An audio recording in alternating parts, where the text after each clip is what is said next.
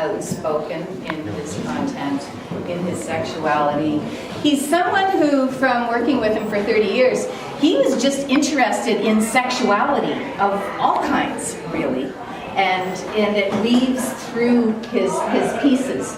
This one was one of his later ones from 2001, and it's a semi-narrative about a kind of workaday guy.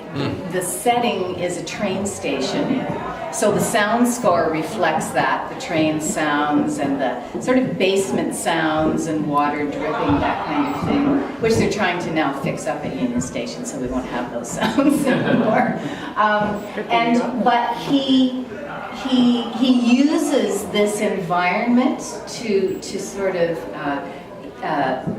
that's where he has his fantasies. So he's bored with his drudgery and every day, and he goes into his fantasy.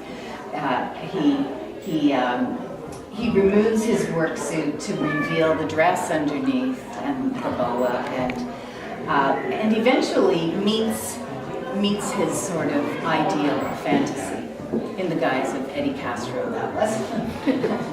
And all the while, as these two characters play in the foreground, in the background, there are four individuals dressed in these kind of see-through unitards. They were called the Naiads.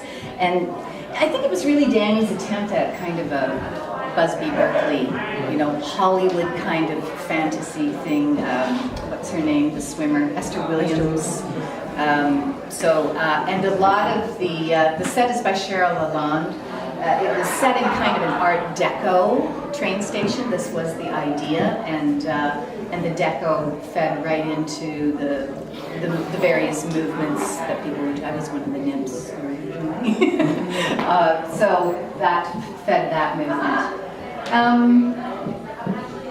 Anyway, so it turns out that, I think I say in this descriptive that the workman gets a little more than he bargained for. And in fact, after it's over, there's a loss. He feels depressed because there was no love involved in this relationship. So it's kind of a sad ending.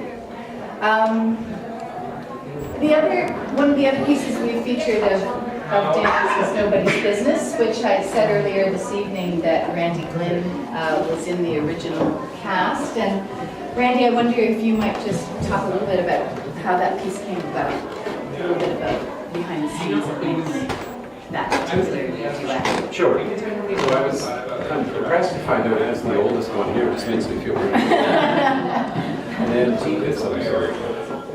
I guess it was premiered in 1980. Well, first of all, the dance is structured. There's two group sections that bookend the duet, and the duet is for two men. And the two that danced it originally were Danny and I.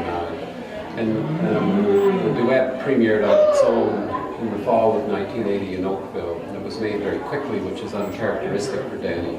He's a slow choreographer, careful but slow, and he made it in a little over a week to premiere Oakville because the rumor was that there were some French impresarios coming to all bang this together. But it really came out of the fact that he and I had been working together at night after our work day for about a year and a half.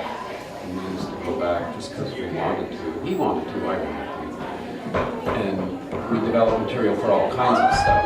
One of the dances was the material for Nobody's Business. The other one was the material for Endangered Species, which is another grocery dance. And I developed the material working with Danny on the material for a dance of mine called After Godot. This was the time when we were making Nobody's Business where I was really just a dancer. I wasn't aware that I was going to become a choreographer at that point. It was really a great time to just be a dancer. Realize as you go forward in dance, that's nothing. It's better than the time it was before. Once you become a director, you forget about being a dancer. So. Anyway, so we made it very quickly, and the dance is a duet right in your face of two men. And what it says is, it isn't anybody's business what our relationship is. We're just going to stick it right in front of you, and that's what we did. And the gender-bending, costume-wise anyways, roles that the men and the women play in the two group sections just reinforce that. And I guess it was one of the early ones that put it right out there in contemporary dance with queer content. But from my point of view, I was just a dancer, and it was he was someone I was both working for and liked very much, and it was thrilling to make and thrilling to do and thrilling to tour all over the world. And sometimes I think I just never even really thought of the content. I was just so glad to be working and doing stuff. And in later years, I have seen it's very interesting to have participated in something like that.